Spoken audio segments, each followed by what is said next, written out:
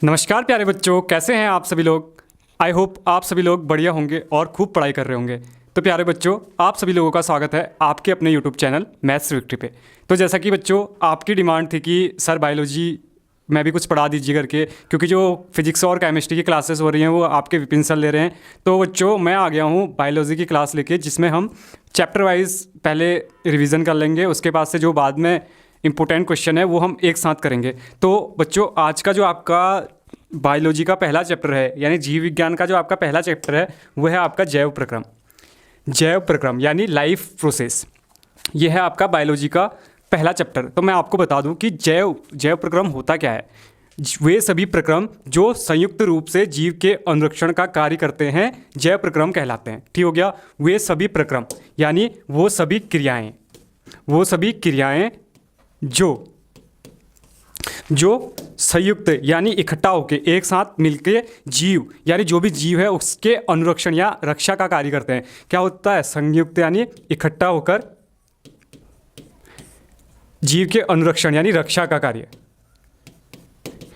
कार्य करते हैं, जैव प्रक्रम कहलाते हैं। All those process which collectively work for the maintenance of the organism are called biological process. तो बच्चों जैव प्रक्रम होता है कि वे सभी क्रियाएं जो एक साथ मिलकर क्या कर रहे हैं, जो भी जीव है उसके अनुरक्षण या उसकी रक्षा कर रहे हैं, उसको बोलते हैं हम जैव प्रक्रम। तो जैव प्रक्रम जो होता है वो आपका 4 प्रक्रमों से मिलकर बना होता है। पहला होता है आपका पोषण, न्यूट्रिएंट्स, उसके बाद आता है आपका श्वसन, फिर होता है वहन और उत्सर्जन।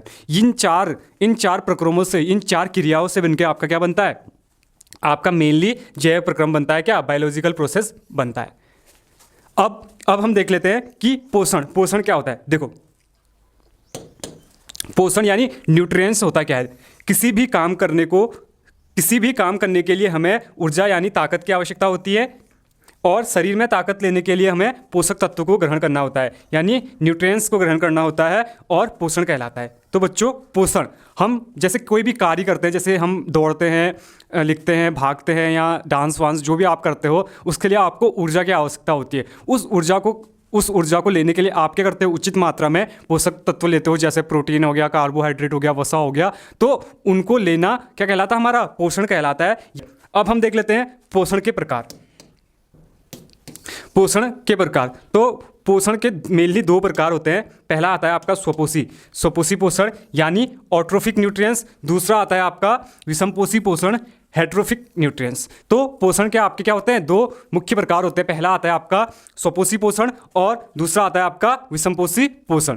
अब हम देख लेते हैं कि स्वपोषी पोषण होता क्या है। देखो स्वपोषी पोषण को हम क्या बोलते हैं, ऑट्रोफिक न्यूट्रिएंट्स बोलते हैं। तो स्वपोषी पोषण हम देख लेते हैं। पोषण का वह तरीका यानी पोषण का वह मेथड या वह प्रक्रम, वह तरीका जिसमें जीव अपने आसपास के वातावरण में उपस्थित सरल अजैव पदार्थों जैसे CO2, पानी और सूर्य के प्रकाश से अपना भोजन स्वयं बनाते हैं, इसे स्वपोषी पोषण भी कहते हैं, और इन जीवों को स्वपोषी जीव कहते हैं। देखो स्वपोषी पोषण में क्या होता है कि जो भी आपके जीव है ना, वो क्या CO2 कार्बन डाइऑक्साइड, पानी और सूर्य की प्रकाश की उपस्थिति में अपना क्या करते हैं, खाना बनाते हैं। उसको हम बोलते हैं स्वपोषी पोषण। और जो जीव स्वपोषी पोषण करते हैं उनको बोलते हैं हम स्वपोषी जीव यानी ऑट्रोफिक ऑर्गेनिज्म।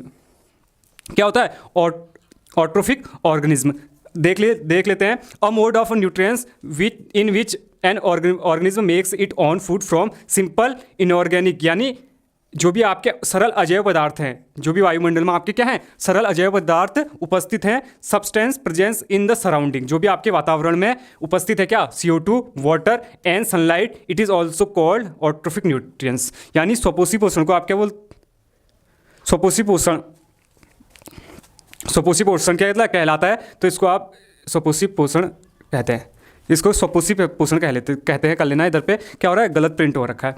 तो ये होता है आपका स्वपोषी पोषण। अब हम देख लेते हैं स्वपोषी पोषण का क्या होता है, उदाहरण क्या होते हैं। देखो बच्चों हरे पेड़ पौधे, यानी जो आपके भी हरे पेड़ पौधे हैं ना, वो क्या होते हैं, स्वपोषी पोषण करते हैं, यानी वो क्या होते हैं, स्वपोषी जीव ऑट्रोफिक ऑर्गेनिज्म होते हैं। और कुछ शैवाल यानी कुछ एल्गाई होते हैं, और कुछ विशेष प्रकार के बैक्टीरिया, और जो कुछ सम टाइम के क्या होते हैं, बैक्टीरिया होते हैं, वो भी अपना क्या करते हैं, फूड यानी अपना जो भी भोजन है उसको खुद बनाते हैं। तो उनको हम बोलते हैं स्वपोषी जीव, और जो स्वपोषी जीव जो पोषण करते हैं उसको बोलते हैं हम स्वपोषी पोषण।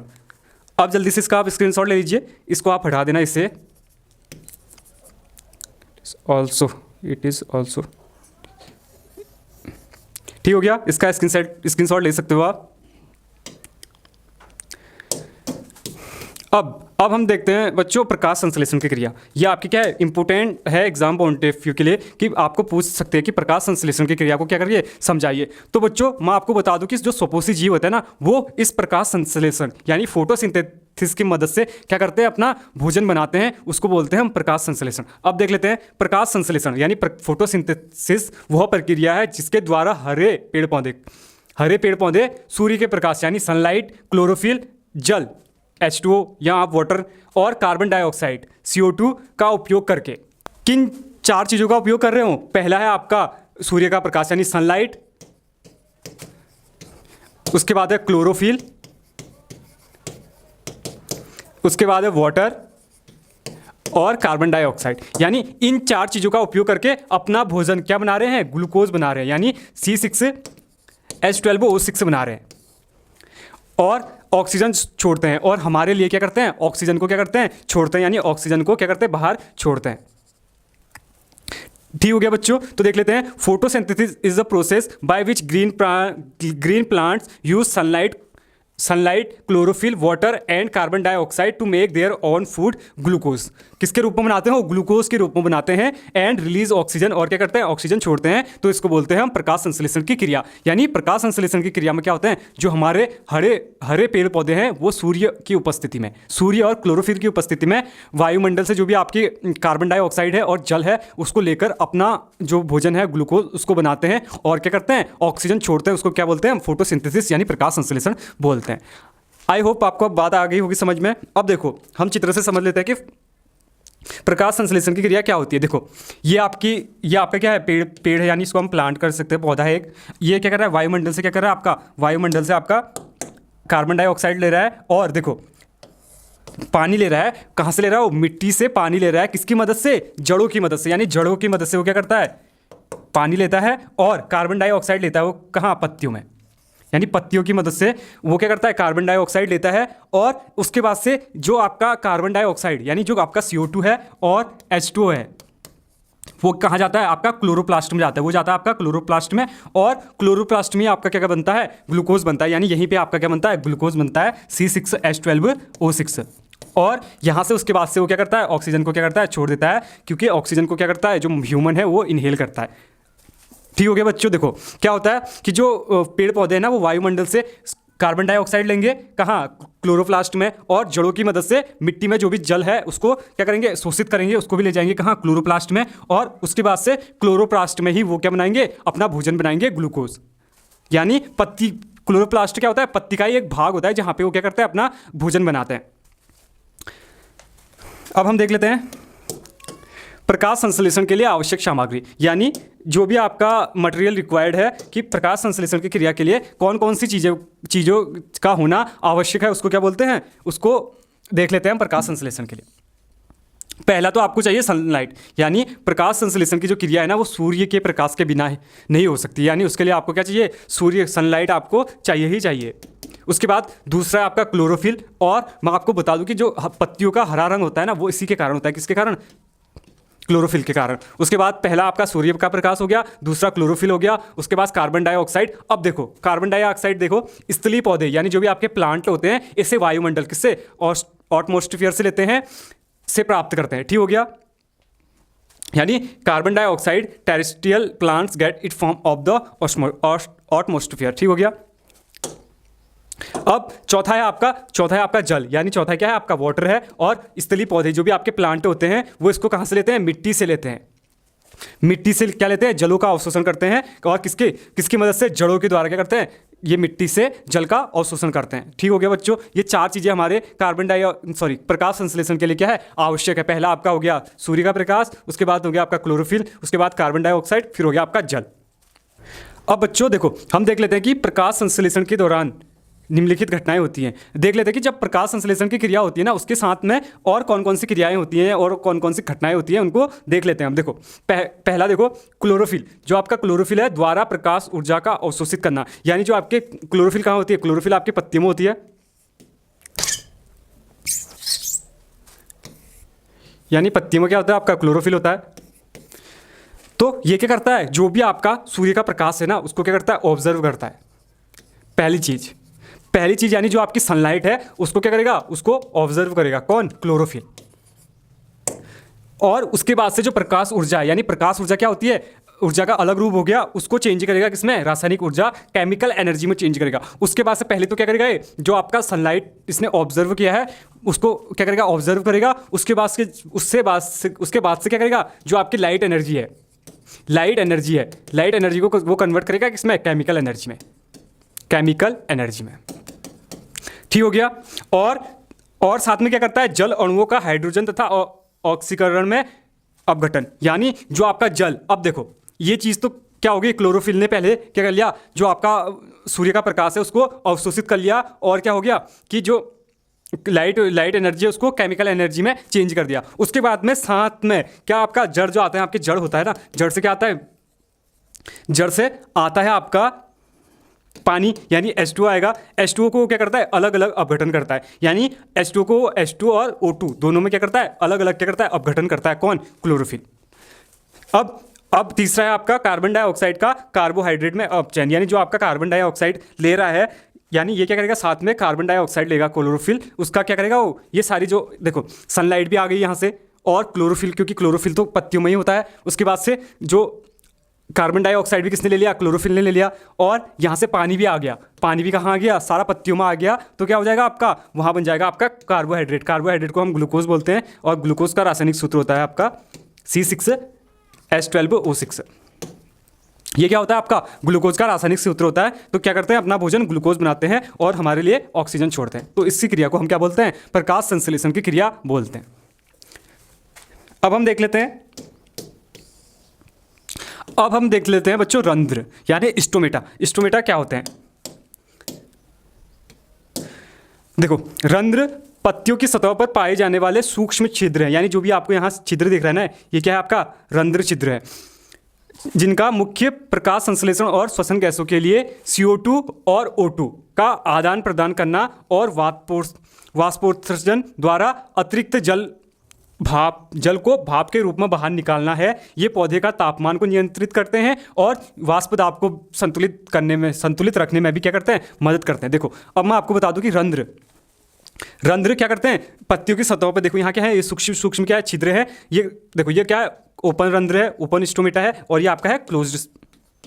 यानी अब देखो वो क्या कह रहा है कि रंध्र पत्तियों के सतह पर पाए जाने वाली, ये आपके अलग अलग पत्तियों में ये क्या होंगे, छोटे छोटे आपके क्या होंगे, होल्स होंगे या छिद्र होंगे इनका। देखो ये क्या करेंगे, जब प्रकाश संश्लेषण की क्रिया होती है ना, तब क्या होता है, CO2 और O2। देखो क्या करते हैं, पत्तियां CO2 लेते हैं और हमारे लिए ऑक्सीजन छोड़ते हैं, यानी CO2 को वो ऑब्जर्व करते हैं और रिलीज करते हैं आपका O2। तो उसके लिए क्या होती है, ये रिस्पॉन्सिबल होती है, किसके लिए, जब आपकी प्रकाश संश्लेषण की क्रिया में गैसों का आदान प्रदान, यानी गैसें जो है उसका एक्सचेंज होता है, CO2 लेते हैं और O2 क्या करते हैं, रिलीज करते हैं। तो इसके लिए क्या होता है, हमारा रंध्र क्या होता है, रिस्पॉन्सिबल होता है। और वाष्पोत्सर्जन, यानी वाष्पोत्सर्जन, देखो अब क्या होता है ना बच्चों, कि जैसे हमने बोला है कि जड़ों से क्या होता है, जड़ों से आपका क्या आता है, वाटर आता है, यानी वाटर क्या करते हैं, वो ऑब्जर्व करते हैं। तो अब अगर उन्होंने ज़्यादा ऑब्जर्व कर लिया, अब एक लिमिटेड मात्रा में उसको वाटर चाहिए थी, लेकिन उससे ज़्यादा जो आपका वाटर आ गया, वो आपका कहाँ स्टोर हो गया, वो आपका हो गया क्लोरोफिल में स्टोर हो गया। तो उसके बाद से क्या होती है, आपकी वाष्पोत्सर्जन की क्रिया होती है, जो क्या करता है, जो आपका रिमेनिंग वाटर होगा, यानी जो आपका बचा हुआ पानी होगा, क्योंकि देखो भोजन बनाने में जितना पानी बच गया वो तो अलग हो गया, और जो रिमेनिंग हो गया, जो रिमेनिंग वाटर हो गया, उसको क्या करते हैं, भाप की मदद से, यानी वेपर की मदद से क्या करते हैं, बाहर छोड़ देते हैं। तो इसके लिए भी क्या होती है, हमारी जो रंध्र होती है ना, वो रिस्पॉन्सिबल होती है। पहली किसके लिए होती है, पहली प्रकाश संश्लेषण की क्रिया में जब भी आपका क्या होगा, CO2 और O2 गैसों का एक्सचेंज होगा, उसके लिए तो पहला रिस्पॉन्सिबल है रंध्र, और दूसरा है आपका वाष्पोत्सर्जन की क्रिया, यानी अतिरिक्त पानी को क्या करता है, वो वेपर के रूप में छोड़ देता है, उसके लिए भी क्या है, रिस्पॉन्सिबल है। अब इससे क्या होता है कि ये इन चीज़ों से क्या होता है, जो प्लांट है ना, उसका तापमान, उसका जो टेम्परेचर होता है, वो क्या होता है, मेंटेन रहता है। कि देखो अब ज़्यादा पानी उसमें स्टोर हो गया, तो उसमें टेम्परेचर क्या हो जाएगा, कम हो जाएगा। तो इसलिए वो क्या करता है, उसको रिलीज कर देता है, ताकि जो पेड़ को जितना टेम्परेचर चाहिए वो क्या है, उसका मेंटेन कर सके वो। अब देखो ये होता है ना, ये जो रंध्र होते हैं ना, ये खुलते बंद रहते हैं, यानी कभी देखो खुलेंगे उसके बाद से बंद हो जाएंगे, फिर खुलेंगे बंद हो जाएंगे। ये किसके लिए, किसके कारण होते हैं? द्वार कोशिकाएं। इनमें क्या होती हैं, हर रंध्र के पास क्या होंगी, द्वार कोशिकाएं होंगी, यानी डोर सेल्स होंगी, जो क्या करेंगी, इनको आवश्यकता पड़ने पे खोलेगी, उसके बाद से क्या कर देगी, वापस से बंद कर देगी। यानी ये प्रोसेस आपकी चलती रहती है। पहले जैसे जो आपका द्वार कोशिका है यानी डोर सेल्स है, उनने क्या कर दिया, खोल दिया रंध्र, जो अब भी आपका गैस है होगी वो क्या आ गई, CO2 को ले लिया और क्या कर दिया, ऑक्सीजन छोड़ दिया, साथ ही में अगर एक्स्ट्रा वाटर है वो भी छोड़ दिया, तो उसके पास से क्या हो गया, वापस से बंद हो गया, कौन, रंध्र। अब देख लेते हैं, stomata are tiny process found on the surface of leaves. किसके सरफेस पे होते हैं, लीव्स के सरफेस में होते हैं। Whose main function is exchange gases, यानी गैसेस का क्या करते हैं, एक्सचेंज करते हैं। इन किसके लिए, जब फोटोसिंथेसिस की क्या होती है, क्रिया होती है, and respiration and to expel excess water as vapor through transpirance. They also help regular the plant's temperature and maintain vapor pressure. यानी जो भी आपका वाष्प दाब है उसको क्या करता है, मेंटेन करता है। ये तो हो गया आपका रंध्र। अब है रंध्र के प्रमुख कार्य। अब रंध्र का जो क्या होता है, मेन फंक्शन क्या क्या होते हैं, आपकी जो स्टोमेटा है उसका मेन फंक्शन क्या क्या होता है वो देख लेते हैं। देखो, पहला आपका होता है गैसों का विनिमय, यानी एक्सचेंज ऑफ गैसेस। पहला रंध्र का मेन फंक्शन है कि वो क्या करता है, गैसों का एक्सचेंज करता है। जो भी गैसेस हैं उनको क्या करता है, एक्सचेंज करता है। देखो किसको करता है, CO2 और O2 को क्या करता है, एक्सचेंज करता है। देखो CO2 को लेता है वायुमंडल से और वायुमंडल में क्या करता है, ऑक्सीजन छोड़ देता है। इसके लिए क्या होता है, मेन फंक्शन है आपका स्टोमेटा। दूसरा है आपका वाष्पोत्सर्जन, यानी मैंने आपको अभी बताया कि इन छिद्रों के माध्यम से ही अतिरिक्त पानी को जल वाष्प के रूप में बाहर निकालते हैं, जिससे जल संतुलन बना रहता है। It is through these pores that plants expel excess water in the form of water vapour, thereby maintaining water balance. जो भी आपका वाटर का है उसको बैलेंस को बनाए रखने के लिए। दूसरा आपका क्या हो गया, वाष्पोत्सर्जन के लिए जो आपका मेन फंक्शन हो गया वो हो गया आपका स्टोमेटा का। उसके बाद से टेम्परेचर कंट्रोलर, ये क्या करता है, टेम्परेचर को कंट्रोल करता है। तापमान नियंत्रण का भी कौन करता है, आपका स्टोमेटा यानी रंध्र करता है। देखो, वाष्पोत्सर्जन की प्रक्रिया के दौरान रंध्र पौधों को ठंडा रखते हैं और इन्हें अधिक गर्मी से बचाते हैं। जो भी आपका हीट होगी या गर्मी होगी उससे क्या करेंगे, बचाएंगे। During the process of transparence stomata keep plant cold and prevent them from over heating, यानी उनको ओवर हीटिंग करने से क्या करेंगे, उनको बचाएंगे। कौन बचाएगा, रंध्र ही बचाएगा, किसको, पौधों को। ठीक हो गया। अब प्रकाश संश्लेषण में सहायक, यानी जो आपका चौथा मेन फंक्शन हो गया वो हो गया आपका हेल्प इन फोटोसिंथेसिस, यानी ये कार्बन डाइऑक्साइड को पत्तियों के अंदरूनी ऊतक तक पहुंचाते हैं, जो भोजन बनाने की प्रक्रिया में आवश्यक होती है। देखो, अब प्रकाश संश्लेषण से तो इन्होंने क्या कर दिया, जो आपका CO2 है उसको ऑब्जर्व कर लिया। मैंने आपको बोला था कि पत्तियों के अंदर एक होता है आपका क्लोरोप्लास्ट होता है, जहाँ पे क्या होता है, फूड बनता है प्लांट्स के लिए, यानी पौधे अपना भोजन कहाँ बनाते हैं, क्लोरोफिल के अंदर होता है आपका क्लोरोप्लास्ट, वहाँ अपना क्या करता है, भोजन बनाते हैं। तो वही बोल रहा है कि ये कार्बन डाइऑक्साइड को पत्तियों के अंदरूनी ऊतक यानी कहाँ, क्लोरोप्लास्ट में पहुँचाते हैं, जहाँ क्या हो सके इनका भोजन बन सके। तो चौथा आ गया आपका प्रकाश संश्लेषण में सहायक। देख लेते हैं, these transport carbon dioxide to the inner tissues. Inner tissues हो गया आपकी chloroplast of the leaves which is initially for the process of food production. ठीक हो गया बच्चों, यानी क्या करेंगे, जो आपका कार्बन डाइऑक्साइड होगा उसको इनर यानी अंदरूनी ऊतक कहाँ तक पहुँचाएंगे, क्लोरोप्लास्ट तक पहुँचाएंगे, ताकि वो अपना भोजन क्या बना सके, ग्लूकोज बना सके। तो देख लेते हैं कि रंध्र के क्या आता है, आपके 4 कार्य होते हैं। पहला आता है आपका गैसों का विनिमय, एक्सचेंज ऑफ गैसेस। दूसरा आता है आपका ट्रांसपेरेंस, वाष्पोत्सर्जन के लिए। चौथा आता है आपका टेम्परेचर नियंत्रण, और उसके बाद आता है आपका प्रकाश संश्लेषण में सहायक, हेल्प इन फोटोसिंथेसिस। तो ये क्या है, आपके रंध्र के मेन कार्य हो गए। इसका स्क्रीनशॉट ले लीजिए आप। अब देखो, अब हम पढ़ते हैं कि विषमपोषी पोषण। अभी तक हम क्या पढ़ रहे थे, स्वपोषी पोषण पढ़ रहे थे कि स्वपोषी पोषण में कौन करते हैं, हरे पेड़ पौधे करते हैं। किसकी मदद से करते हैं, आपको प्रकाश संश्लेषण की क्रिया से अपना भोजन बनाते हैं। और वो भोजन भोजन में वो हेल्प कौन करता है, रंध्र भी उनका क्या करता है, हेल्प करता है। तो ये तो आपने पढ़ा स्वपोषी पोषण। अब हम पढ़ेंगे विषमपोषी पोषण क्या होता है। देखो, इसको बोलते हैं हेट्रोफिक न्यूट्रिएंट्स। विषमपोषी पोषण की वह विधि है जिसमें जीव अपना भोजन स्वयं नहीं बना सकते हैं और वे अपने भोजन के लिए प्रत्यक्ष और परोक्ष रूप से स्वपोषी जीवों यानी हरे पेड़ पौधों पर निर्भर रहते हैं। उनको क्या बोलते हैं, हम विषमपोषी पोषण बोलते हैं। Heterotrophic nutrients it that method of nutrients in which organism can not make their own food and they directly और इनडायरेक्टली, यानी डायरेक्टली भी और इनडायरेक्टली भी क्या होते हैं, ऑट्रोप्स यानी ग्रीन प्लांट्स पे क्या होता है, निर्भर रहते हैं। ये हो गया आपका विषमपोषी पोषण।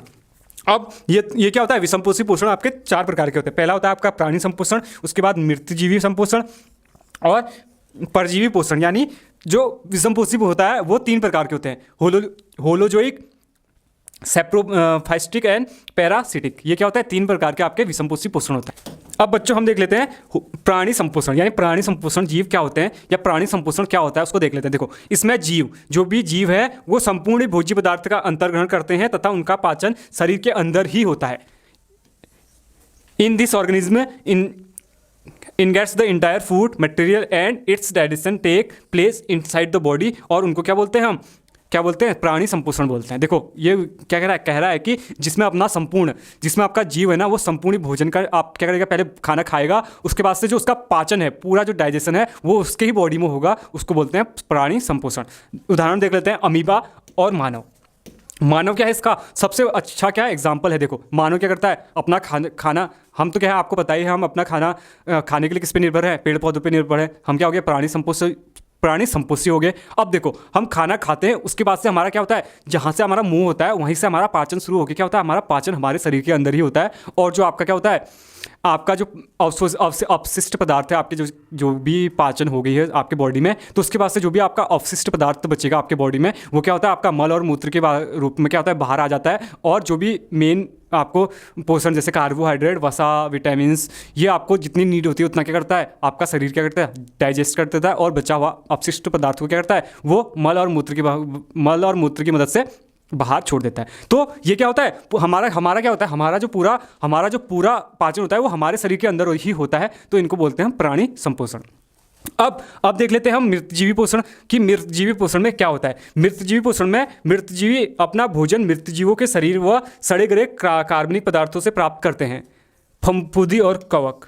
अब देखो कि मृतजीवी में जब क्या करते हैं, देखो इसका एक आप उदाहरण देख सकते हो, चील या चील, ईगल क्या है इसका सबसे अच्छा उदाहरण है। देखो कि जब मृतजीवी पोषण में क्या होता है, जैसे आपके वहाँ कभी क्या होते हैं, जानवर मर जाते हैं तो उसके बाद उसमें उसका जो भी उसका बॉडी है वो सड़ने गलने लग जाती है। तो उसके बाद से क्या आता है, आपके चील, कुत्ते या आपके लोमड़ी, सियार, वो आके उसको क्या करते हैं, उसको अपना भोजन बनाते हैं, उसको खाते हैं। और उसका जो क्या है, जो भी स्मेल होती है उसको जितना वो खा सकते हैं उतना खा के क्या करते हैं, अपना भोजन बनाते हैं। तो उसको बोलते हैं हम मृतजीवी पोषण। यानी अपने भोजन के लिए मृत जो जीव है उन पर निर्भर रहते हैं, उनको हम बोलते हैं मृतजीवी पोषी जीव, मृतजीवी जीव। ठीक हो गया बच्चों कि मरे गए, जैसे आपका जानवर मर गया, उसके बाद से आप देखते हो कि अगर आप उसको खुला छोड़ देते हो तो वहाँ क्या होता है, चील, कौवे या बाज वो क्या है आते रहते हैं और उसको क्या करते हैं, आपको खाते हैं। तो वो क्या हो गया, आपका मृतजीवी पोषण हो गया। अगला आता है आपका परजीवी पोषण यानी पैरासिटिक पोषण। अब देख लेते हैं हम कि पैरासिटिक पोषण क्या होता है। परजीवी अन्य जीवों के अंदर या बाहर रहकर, यानी अन्य जीवों के अंदर, जीवों के या तो अंदर रहेंगे या क्या रहेंगे, बाहर रहेंगे, उनको बिना मारे उनसे अपना पोषण प्राप्त करते हैं। यानी उनको बिना हानि पहुंचाए उनसे अपना क्या करते हैं, पोषण करते हैं, अपना खाना बनाते हैं, अपना खाना खाते हैं। उनको बोलते हैं परजीवी पोषी जीव, परजीवी पोषी जीव, और उसको बोलते हैं हम परजीवी पोषण। ठीक हो गया।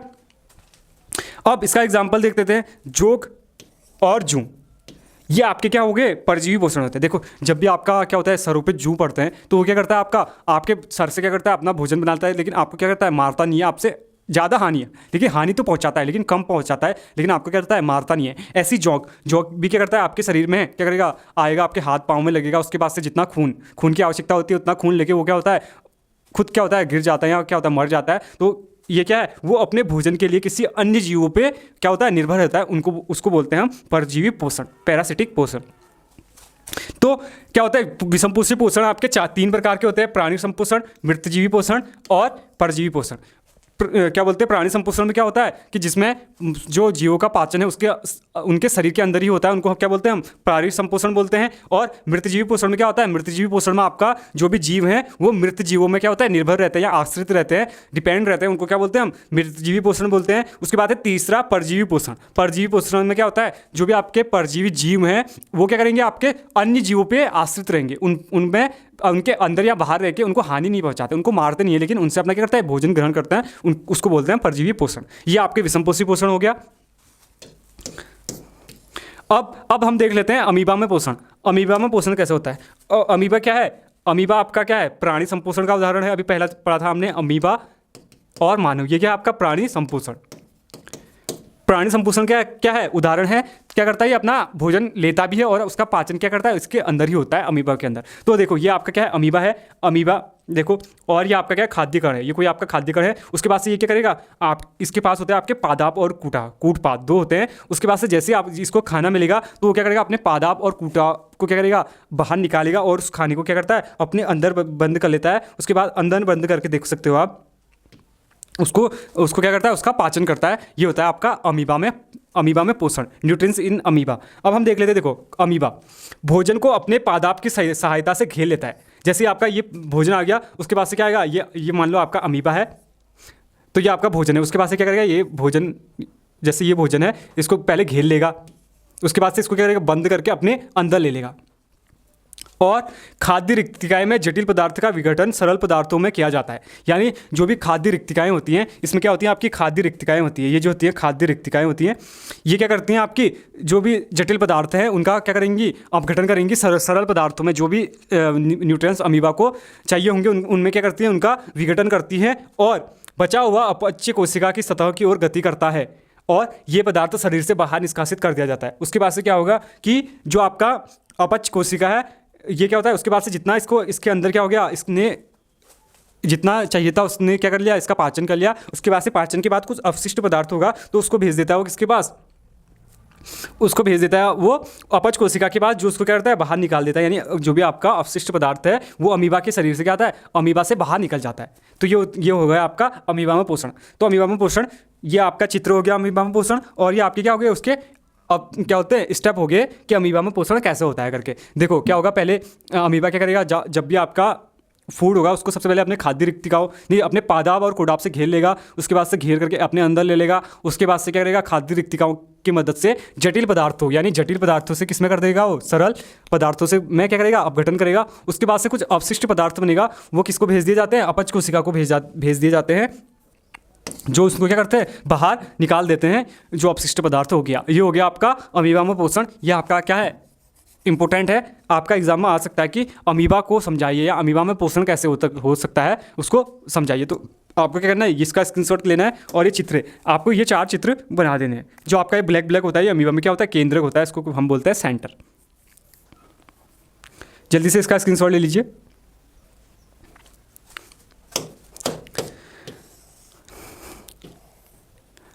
अब देख लेते हैं हम पैरामीशियम। अब हम देख लेते हैं बच्चों पैरामीशियम। पैरामीशियम भी एक कोशिकीय जीव है।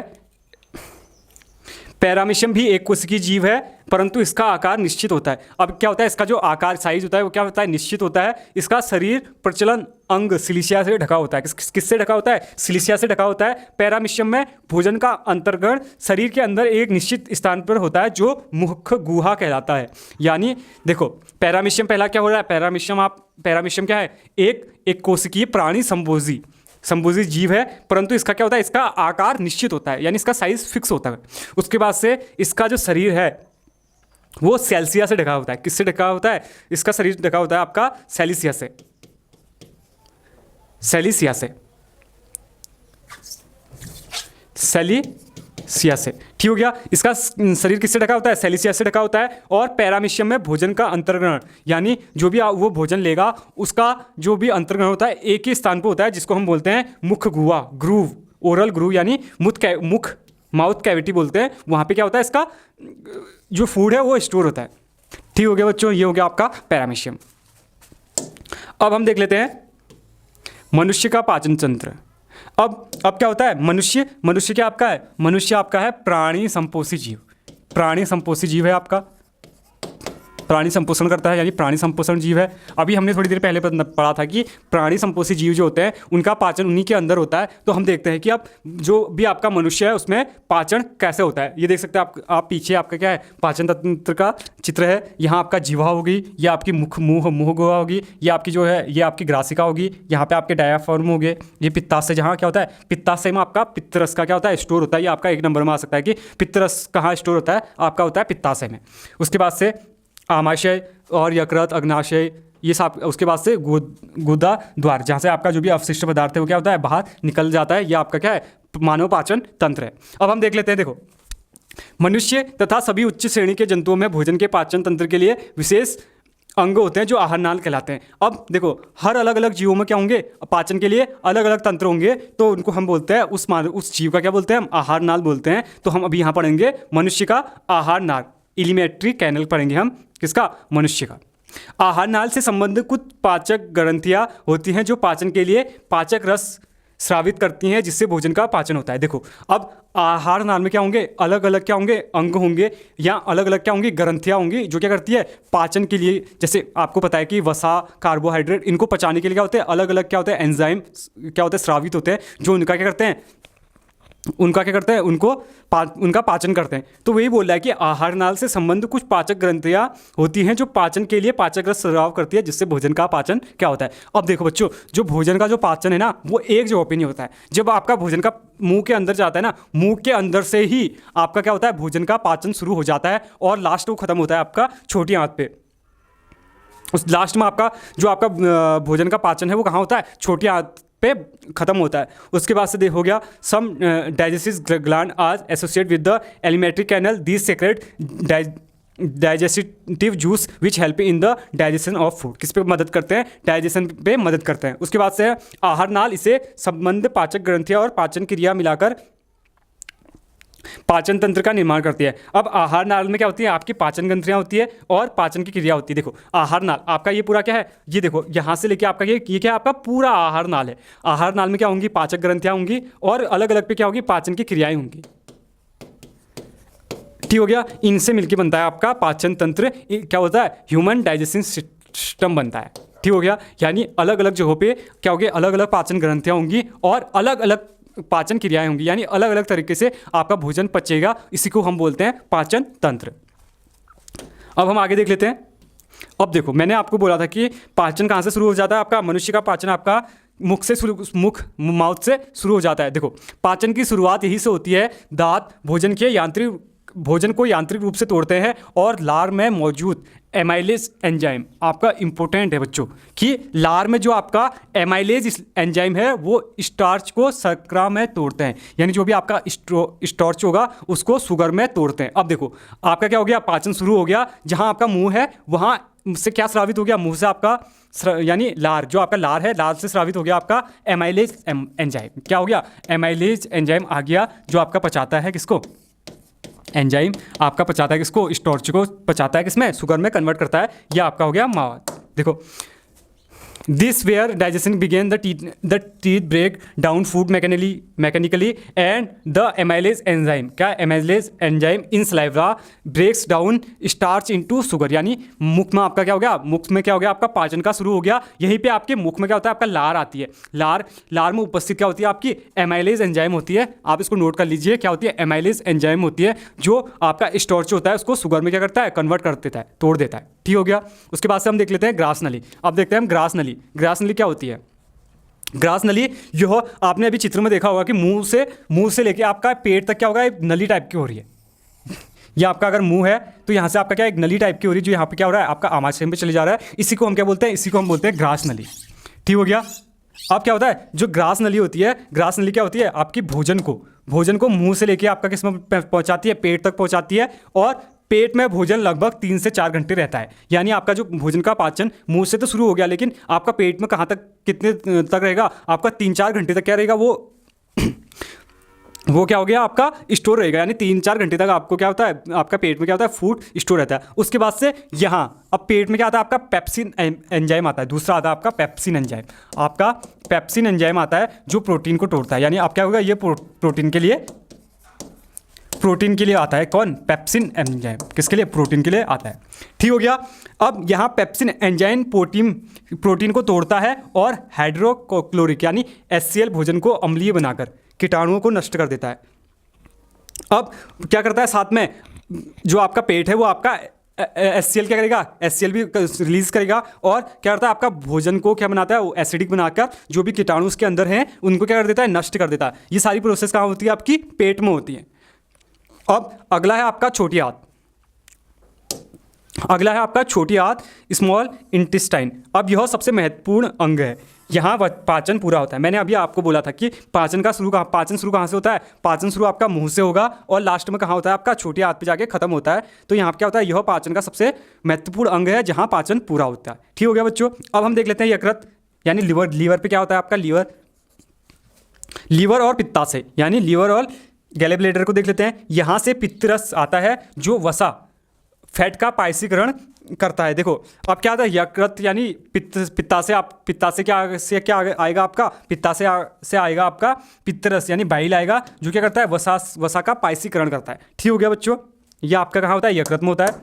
हम देख लेते हैं अग्नाशय। अग्नाशय यह अग्नाशयी रस छोड़ता है यानी अग्नाशय क्या करेगा आपका? अग्नाशयी रस को छोड़ता है जिसमें ट्रिप्सिन प्रोटीन के लिए, एमाइलेज कार्बोहाइड्रेट के लिए और लाइपेज वसा के लिए एंजाइम होते हैं। यानी देखो प्रोटीन के लिए आपके क्या क्या हो गए? प्रोटीन के लिए आपके ट्रिप्सिन हो गए। अभी आप थोड़ी देर पहले आपने पढ़ा था पेप्सिन एंजाइम। तो ये किसके लिए हो गया आपके? ट्रिप्सिन और पेप्सिन किसके लिए हो गया आपके? प्रोटीन के लिए हो गए। एमाइलेज एंजाइम किसका पाचन करता है आपका? कार्बोहाइड्रेट का करता है। और जो आपका लाइपेज एंजाइम होता है वो आपका वसा का पाचन करता है। ठीक हो गया बच्चों। देखो आपका मुंह में आपकी लार है। लार में क्या होता है आपका? एमाइलेज एंजाइम होता है जो स्टार्च को शुगर में कन्वर्ट करता है। ठीक हो गया। उसके बाद से क्या होता है आपका? ट्रिप्सिन और पेप्सिन आपके जो भी प्रोटीन है उसका पाचन करते हैं। उसके बाद एमाइलेज एंजाइम आपका कार्बोहाइड्रेट का पाचन करता है और लाइपेज एंजाइम आपका क्या करता है? वसा का पाचन करता है। अब देखो अब है छोटी आंत के शेषांत्र में पोषक तत्व अवशोषित होकर रक्त में मिलते हैं। अब देखो अब क्या हो गया? आपके जो भी आपके पोषक तत्व हो गए, जैसे पोषक तत्व क्या होते हैं आपके? विटामिन हो गए, कार्बोहाइड्रेट, वसा और खनिज लवण, ये क्या हो गया आपके पोषण तत्व होते हैं। तो यही क्या करते हैं? छोटी आंत में ये क्या करते हैं? आप हमारे ब्लड से मिल जाते हैं। यानी ये पोषक तत्व हमारे ब्लड से क्या होते हैं? मिल जाते हैं। कहाँ? छोटी आंत में। ठीक हो गया। छोटी आंत में जो हमारे भोजन में जो भी उपस्थित पोषक तत्व है वो हमारे ब्लड यानी खून से मिल जाते हैं। ठीक हो गया। अब हम देख लेते हैं बड़ी आंत। अब देख लेते हैं हम बड़ी आंत, लार्ज इंटेस्टाइन। अब लार्ज इंटेस्टाइन में क्या होता है? यहाँ शेष बचे हुए भोजन से पानी और कुछ विटामिन अवशोषित होते हैं और अवशिष्ट मलाशय में जमा होता है। देखो अब बड़ी आंत में क्या होता है? बड़ी आंत में आपका पानी, एक जल का पाचन होता है और दूसरा होता है आपका विटामिन। ठीक हो गया। अब देखो आपका जो फूड हो गया ना, फूड में से आपके बाकी जो कार्बोहाइड्रेट, वसा, प्रोटीन, स्टार्च, शुगर है वो आपके क्या हो गया? पहले ही उनका पाचन हो गया। लेकिन बड़ी आंत में आपका क्या आता है? आपका सिर्फ जल और विटामिन आता है। यहाँ पे इनका क्या होता है? यहाँ पे इनका पाचन होता है। ठीक हो गया। अब देखो बड़ी आंत में किस किसका होता है? जल और विटामिन का होता है। विटामिन का पाचन अभी तक नहीं हुआ था। ठीक हो गया। अब देखो उसके बाद से अंतिम अपशिष्ट मल के मूत्र में गुदा द्वारा शरीर से बाहर निकल जाता है। देखो अब आपका क्या होगा? अवशिष्ट पदार्थ होगा। अवशिष्ट पदार्थ क्या होता है? गुदा यानी एनएस के द्वारा क्या आता है? आपका बाहर निकल आ जाता है जो आपका अवशिष्ट पदार्थ हो गया। ये क्या होगी आपकी? ये आपकी होगी मनुष्य का पाचन तंत्र। अब हम देख लेते हैं कि कौन कौन सी खाद्य पदार्थों का पाचन कहाँ होता है उसको हम देख लेते हैं। देखो मुंह में क्या होता है? लार द्वारा। लार में कौन सा एंजाइम होता है बच्चों? आपका एमाइलेज एंजाइम होता है। एमाइलेज एंजाइम होता है जो स्टार्च और कार्बोहाइड्रेट का क्या करता है? पाचन करता है। पेट में आपका हाइड्रोक्लोरिक अम्ल HCl और पेप्सिन द्वारा प्रोटीन का पाचन होता है। उसके बाद से देखो प्रोटीन का पाचन हो रहा है लेकिन आधा सिर्फ क्या होता है?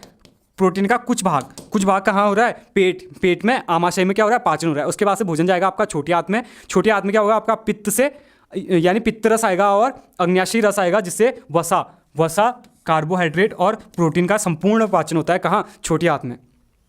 उसके बाद से आपका बड़ी आंत आएगा। बड़ी आंत में क्या होता है? आपका पानी और खनिज का अवशोषण होता है। पानी और खनिज प्लस आप लिख सकते हैं विटामिन का भी कहाँ पाचन होता है? पाचन आपका बड़ी आंत में होता है। तो ये आप स्क्रीनशॉट ले लीजिए इसका। ये आपका देखो कि खाद्य पदार्थ हैं, इनका आपका क्या होता है? पाचन कहाँ होता है। अब हम चलते हैं, अब देखो हम चलते हैं पाचन तंत्र के प्रमुख एंजाइम और उनके स्रोत। अब देखो पाचन तंत्र में जो भी है ना आपके एंजाइम है, वो एंजाइम कौन कौन से एंजाइम है और वो कहाँ से वो क्या स्रावित हो रहे हैं। तो ये पहला लार ग्रंथि में क्या होता है? आपका टाइलिन, सलाइवरी और एमाइलेज, ये 3 एंजाइम होते हैं आपके कहाँ? लार में, यानी मुंह में आपके 3 एंजाइम होते हैं जो कार्बोहाइड्रेट का क्या करते हैं? पाचन शुरू करते हैं। ठीक हो गया। पहला है आपका टाइलिन, दूसरा है आपका सलाइवरी और तीसरा है आपका एमाइलेज, ये 3 एंजाइम क्या करते हैं, मुंह में आपका क्या करता है, कार्बोहाइड्रेट किसका करते हैं, स्टार्च को तोड़ते हैं किसमें, शुगर में। ठीक हो गया। शुगर भी क्या है आपका कार्बोहाइड्रेट का ये क्या है, कंपोनेंट है, एक घटक है, कौन, शुगर। ठीक हो गया। उसके बाद से आमाशय में आपके 3 आते हैं, देखो 3 एंजाइम आते हैं आपके, पेप्सिन, रेनिन और गैस्ट्रिक लाइपेज। ये आपके 3 एंजाइम कहाँ आते हैं, आपके आते हैं आमाशय में। देखो पेप्सिन क्या करता है, प्रोटीन को पचाता है। ठीक हो गया। और रेनिन क्या करता है, शिशुओं के दूध के प्रोटीन कैसीन को पचाता है। देखो रेनिन किसके काम आता है, रेनिन जो भी आपके बच्चे जो भी दूध पीते हैं ना, उसमें जो भी प्रोटीन होता है उसको कौन पचाता है, उसको पचाता है आपका रेनिन एंजाइम। और गैस्ट्रिक लाइपेज आपका होता है, वसा को थोड़ी मात्रा में तोड़ता है। ठीक हो गया। देखो प्रोटीन के लिए आपके 2 एंजाइम है। देखो प्रोटीन के लिए आपके 2 एंजाइम है। प्रोटीन के लिए क्या है आपका, एक पेप्सिन है और एक टिप्सिन है। ठीक हो गया। एक है आपका टिप्सिन, ये आपकी किसके लिए है, प्रोटीन के लिए। प्रोटीन पेप्सिन क्या करेगा, प्रोटीन को थोड़ा तोड़ेगा, उसके बाद पूरा पाचन कौन करता है, आपका ट्रिप्सिन करता है। ऐसे आपका वसा के लिए भी आपका क्या है, वसा के लिए भी आपकी क्या है, वसा आपका क्या होता है, गैस्ट्रिक लाइपेज से क्या होता है, थोड़ा क्या होता है, उसका पाचन होता है। अब हम देख लेते हैं अग्नाशय में क्या होता है, अग्नाशय में 3 पाचक एंजाइम स्रावित होते हैं। पहला आता है आपका एमाइलेज, दूसरा आता है आपका लाइपेज, तीसरा आपका नहीं, पहला एमाइलेज, दूसरा टिप्सिन, तीसरा लाइपेज। ठीक हो गया। ये आता है आपका अग्नाशय में। एमाइलेज क्या करता है, कार्बोहाइड्रेट को तोड़ता है। और टिप्सिन क्या होता है, प्रोटीन का पाचन करता है। अभी देखो प्रोटीन का पाचन, देखो पेप्सिन क्या करता है, ये भी प्रोटीन का पाचन करता है, लेकिन ये क्या करता है, प्रोटीन के सम कंपोनेंट को पाचन करता है। उसके बाद से जो बचा हुआ प्रोटीन है वो आता है आपका टिप्सिन एंजाइम के पास, और टिप्सिन एंजाइम क्या करता है, उसका पूरा पाचन करता है। ठीक हो गया। प्रोटीन के लिए आपके एंजाइम कौन कौन से हो गए, टिप्सिन और पेप्सिन, 2 एंजाइम आपके किसके लिए हो गए, प्रोटीन के लिए हो गए। अब वसा के लिए आपका क्या हो गया, वसा के लिए हो गया आपका लाइपेज एंजाइम, और साथ में वसा के लिए आपका हो गया गैस्ट्रिक लाइपेज। यानी गैस्ट्रिक लाइपेज और लाइपेज, ये 2 एंजाइम किसके लिए हो गया, आपके वसा के लिए। ठीक हो गया बच्चों।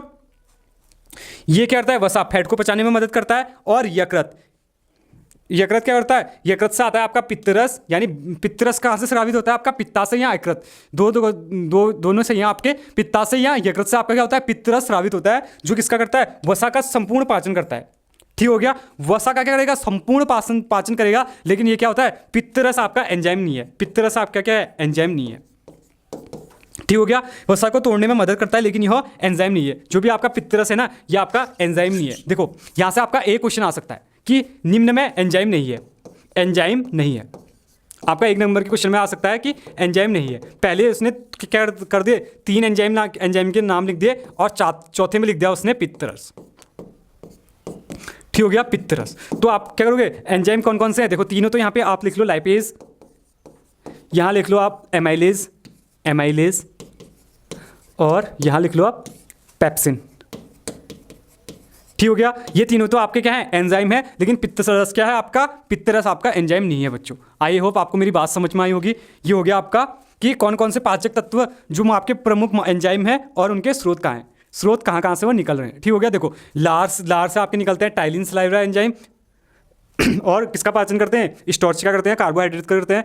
आमाशय से निकालते हैं आपके पेप्सिन, रेनिन और गैस्ट्रिक लाइपेज। देखो पेप्सिन आपका प्रोटीन को पचाता है, रेनिन बच्चों का जो दूध है उसमें प्रोटीन को पचाता है, और गैस्ट्रिक लाइपेज आपका वसा का थोड़ी मात्रा में क्या करता है, तोड़ता है। उसके बाद एग्नाशय में आपका क्या आता है, एग्नाशय में आपके 3 एंजाइम आते हैं। पहला एमाइलेज, टिप्सिन और लाइपेज। ठीक हो गया। एमाइलेज कार्बोहाइड्रेट को तोड़ता है, टिप्सिन प्रोटीन का पाचन करता है, लाइपेज वसा को पचाने में मदद करता है। उसके बाद यकृत से आपका क्या होता है, स्रावित होता है पित्तरस स्रावित होता है, जो वसा को तोड़ने में मदद करता है, लेकिन यह क्या नहीं है, यह आपका एंजाइम नहीं है। ठीक हो गया बच्चों।